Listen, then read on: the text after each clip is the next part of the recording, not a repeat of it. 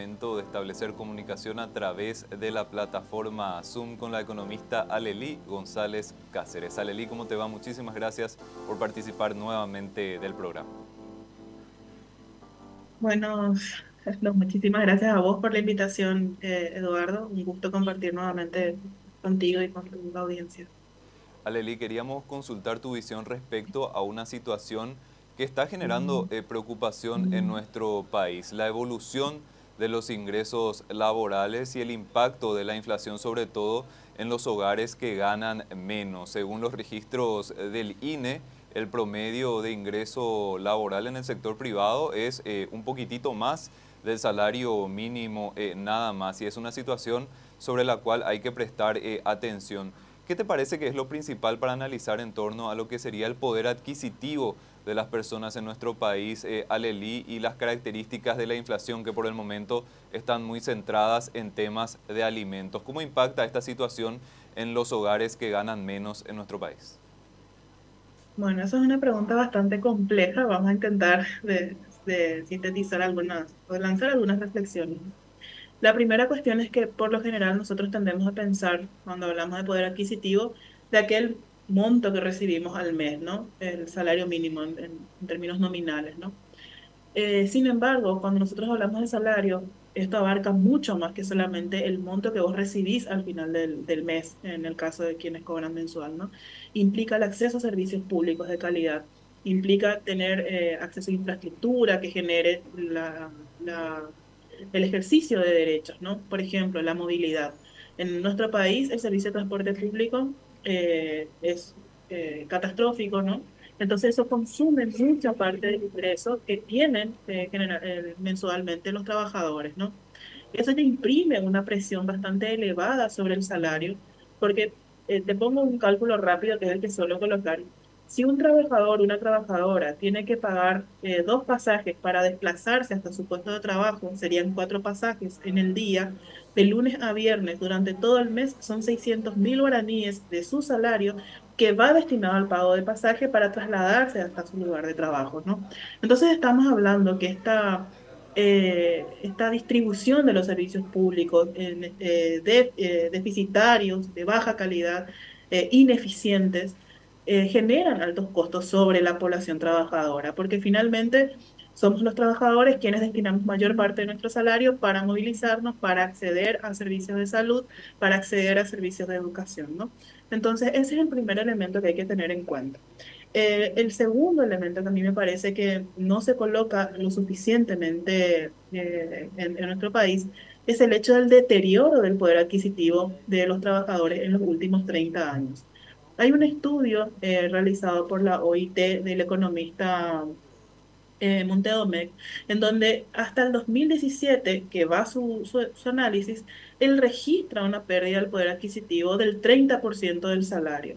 Entonces, imagínate, eso fue en el 2017. Agregarle ahora todos los cambios en términos de inflación y demás, ¿no? Que se consideran para esta medición. Entonces tenemos un deterioro significativo del salario. En este sentido, ese aumento que se propone desde el gobierno, ¿no? De 100.000, un poco más de 100.000 guaraníes, no resuelve el deterioro que viene arrastrando el salario de los trabajadores. De hecho, una política mucho más genuina, por decirlo de algún modo, y que intente verdaderamente resolver parte del problema en nuestro país, tiene que plantear necesariamente un reajuste del salario mínimo. Y cuando hablamos de reajuste del salario mínimo, lo que estamos diciendo es que tiene que devolverse el salario, ese 30% que ha perdido en términos de depreciación, ¿no? Sobre esa base ya, con la recuperación de esa depreciación, calcular una suba o considerando, digamos, las fluctuaciones en el IPC, ¿no? Ese es el segundo elemento. Un tercer elemento para tener en cuenta también acá es que las estadísticas de nuestro país no son confiables. No son confiables por muchos motivos, por cuestiones también de capacidades técnicas para efectuar tareas tan complejas como es el desarrollo, por ejemplo, lo mismo que vimos en el censo, etcétera. Pero acá hay una cuestión fundamental y es que el Banco Central es la institución que se encarga de diseñar las políticas monetarias para controlar la inflación. Entonces, no puede el Banco Central, que es el encargado de generar las políticas para evitar una depreciación muy alta del valor de la moneda, también encargarse de medir el mismo indicador que es el que te va a decir si existe o no esa pérdida de valor de la moneda. Entonces, generalmente en los países, en otros países, es el Instituto de Estadísticas o instituciones de los sindicatos quienes se encargan de esa medición, del monitoreo de las fluctuaciones en el precio de la canasta básica, ¿no?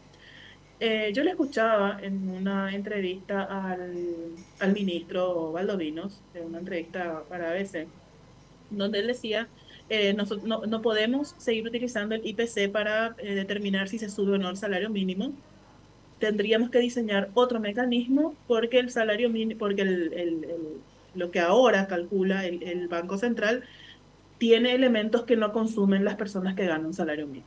Entonces, acá la cuestión es central.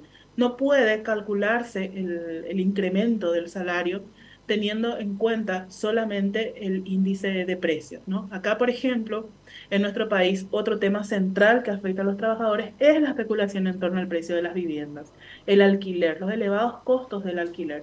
Entonces, si nosotros no consideramos el conjunto de lo que representa la reproducción social de los trabajadores, no podemos dar respuestas a esas necesidades.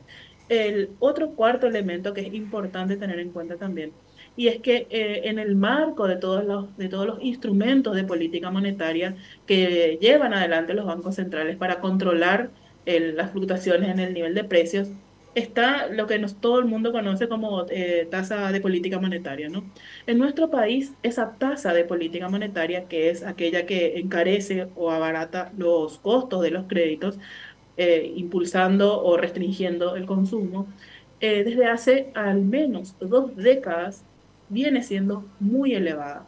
¿Qué significa esto en términos concretos para los trabajadores? Significa que hay una presión muy alta sobre el costo de los créditos, sobre el costo del consumo, por lo tanto, es una política de corte restrictivo que frena el consumo, que deteriora el consumo.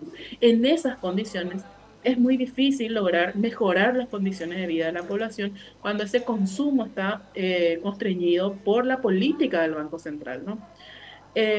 Un elemento también que no quiero dejar de mencionar es que uno de los grandes mitos que se coloca en torno al aumento del salario es que automáticamente va a generar un ciclo inflacionario porque necesariamente van a tener que trasladar los costos, entonces va a haber un incremento, se incrementa el salario, se remarcan los precios.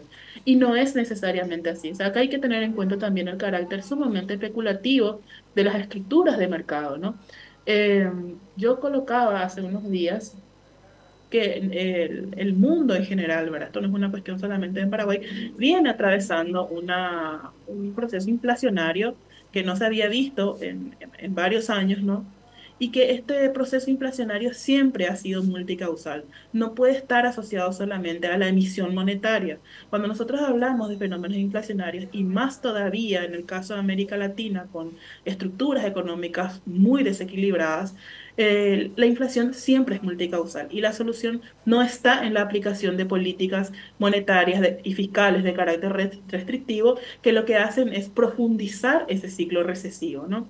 Entonces, en el caso nuestro, en el caso paraguayo concretamente, nosotros hace por lo menos 20 años que venimos atravesando por un ciclo de carácter recesivo con picos y excepcionales en donde el precio de las commodities en el mercado financiero internacional posibilitó cierta expansión del producto, pero que en general es una economía deficitaria, es una economía que ha aplicado y que sigue aplicando políticas restrictivas que frenan el consumo, que impiden el desarrollo de esas capacidades técnicas necesarias para pensar en el desarrollo económico y social del país y que también generan elevados costos que se trasladan a la calidad de vida, al deterioro de la calidad de vida de la población paraguaya. En tanto los servicios públicos sigan siendo ineficientes, mientras sigamos teniendo un transporte público que es ineficiente, que funciona con una irracionalidad absoluta, mientras que los hospitales sigan sin tener medicamentos. Y acá quiero colocar un dato no menor. Nuestro país es el país con los costos de bolsillo de salud más altos en América Latina. No hay otro país en América Latina en donde una persona de la clase media pueda caer automáticamente al nivel de la pobreza más absoluta cuando se enferma, cuando adquiere alguna enfermedad catastrófica. Entonces, ese no es un dato menor. Igualmente, el tema de la inflación de alimentos, nuestro país ocupa el ranking mundial, está en los primeros 10 países con la inflación de alimentos más alta en el mundo. Y esto no es resultado del azar, ¿no? Generalmente tendemos a pensar a la economía como compartimentos estancos que no se relacionan lo uno con lo otro, y no es así. Hablar de inflación es hablar del sistema productivo, es hablar de las capacidades productivas de la economía, es hablar de la productividad del trabajo. Y en el caso paraguayo, nosotros tenemos una estructura productiva que está volcada al mercado externo, basada solamente en la producción de commodities. Entonces eso genera costos en muchos otros aspectos del devenir, digamos, económico en el país, ¿no? Aleli, cuando nosotros analizamos la estructura económica paraguaya, ¿cómo esto influye en los ingresos laborales, teniendo en cuenta una situación que es, creo que, bastante evidente desde el punto de vista estadístico? La mayoría de los trabajadores ganan solamente un poquitito más del salario mínimo. En la práctica, el salario mínimo se establece casi como un techo para muchos trabajadores de nuestro país, y creo que está también bastante comprobado de que un salario mínimo no es suficiente para vivir. ¿Por qué ocurre esto en la práctica, Leli? ¿Tiene que ver con la estructura económica, por los motores económicos? ¿Qué te parece que es el problema bajo tu visión? Bueno, son varios problemas, no uno solo, ¿no? Pero sin duda alguna, la forma en la que está organizada la producción en nuestro país es un factor que influye en una medida muy grande, ¿no? Al tener una economía cuyo motor, digamos, es el sector primario exportador, eso genera ciertas particularidades en la reproducción social de nuestro país, ¿no? ¿Cuáles son esas particularidades? Y es que cuando estamos hablando del sector primario exportador, un sector altamente mecanizado, que no requiere prácticamente la fuerza de trabajo, que no es capaz de generar el empleo suficiente y empleos de calidad, empleos sostenibles también, no empleos temporales, como suele ser la generalidad dentro del sector. Entonces, ¿eso qué es lo que hace? Hace que, que ese excedente de fuerza de trabajo disponible en nuestro país no encuentre espacios en donde poder trabajar, en donde poder vender esa fuerza de trabajo. Entonces, vos tenés ahí la emergencia de todos estos cuentapropistas, de los mal llamados emprendedores. Tenés la emergencia de estos sectores de baja productividad, como son las MIPIMES, por ejemplo, que precisamente son las MIPYMES las que más emplean la fuerza de trabajo, pero también en donde los salarios son más bajos. De hecho, hay un dato del Observatorio Laboral del Ministerio de Empleo, Trabajo y Seguridad Social, en donde calcularon que el promedio salarial dentro de este sector de las MIPYMES es apenas de 1.700.000 guaraníes. Entonces, estamos hablando de que la forma en la que está organizada la producción en nuestro país genera este mercado de trabajo, un mercado de trabajo de baja productividad, de baja competitividad, con fuerza de trabajo no capacitada para el desempeño de otras funciones más técnicas. Estamos hablando de un sistema productivo que genera un exceso de fuerza de trabajo que el mercado no es capaz de absorber y que por tanto necesita que los trabajadores se autoempleen para lograr sobrevivir, ¿no? Entonces, no puede pensarse la forma, la calidad de vida, la forma en la que vivimos y lógicamente el poder adquisitivo de la población sin considerar cómo se organiza la producción en nuestro país, porque no son elementos que están por separado. La forma en la que se produce incide en la forma en la que se distribuye eso que se produce. En nuestro país, más del 50% de todo lo que se produce va con destino al mercado exterior. Nosotros hemos perdido soberanía alimentaria, por ejemplo, y hemos perdido biodiversidad en términos de la agricultura precisamente por el avance del monocultivo de soja, ahora que está en auge el monocultivo del eucalipto, que genera grandes impactos ambientales en los suelos. Entonces, en esas condiciones de empleos de baja calidad, de baja remuneración también, porque son empleos que no requieren grandes cualidades técnicas ni de preparación. Entonces, no puede tener lugar, digamos, un mejoramiento de las condiciones de vida de la población. Eso por un lado. El otro elemento tiene que ver también con el hecho de que la economía paraguaya no es competitiva en el mercado internacional.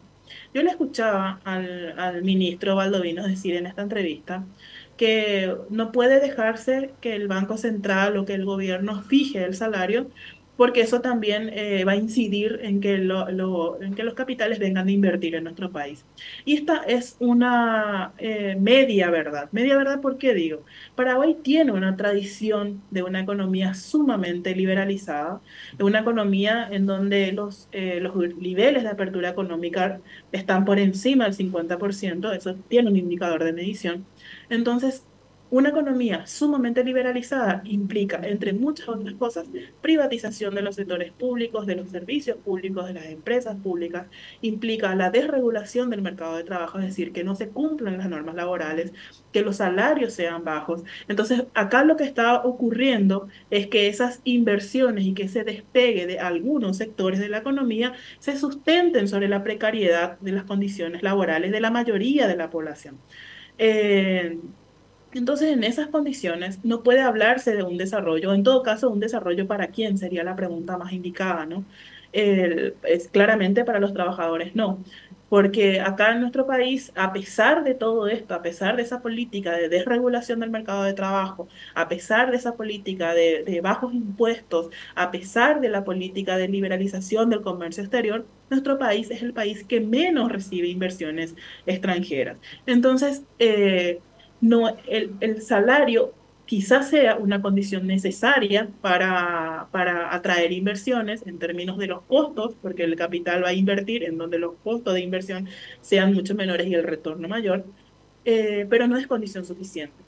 Por ejemplo, en el caso de Uruguay, que es una economía mucho más pequeña que la nuestra, con una población mucho más pequeña que la nuestra, recibe mayor o capta mayores flujos de inversión que lo que capta la economía paraguaya, por los niveles de productividad, de preparación de la fuerza laboral, por los niveles de competitividad de la economía, de la rentabilidad que tiene. Entonces, acá siempre yo digo, cuando hablamos de economía hay que hablar en estos términos. La política económica beneficia a algunos y perjudica a otros.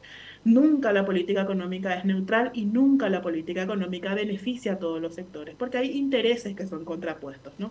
Entonces, en ese sentido, la política económica que ha venido implementando el gobierno, el Estado paraguayo desde hace al menos 30 años, ha sido una política que ha beneficiado a un pequeño grupo de la población que es el sector agroexportador, en detrimento de otros sectores, por ejemplo, del sector industrial, por ejemplo, de los trabajadores, porque ese crecimiento, esa expansión del producto se ha sustentado sobre la precarización de las condiciones laborales de la población.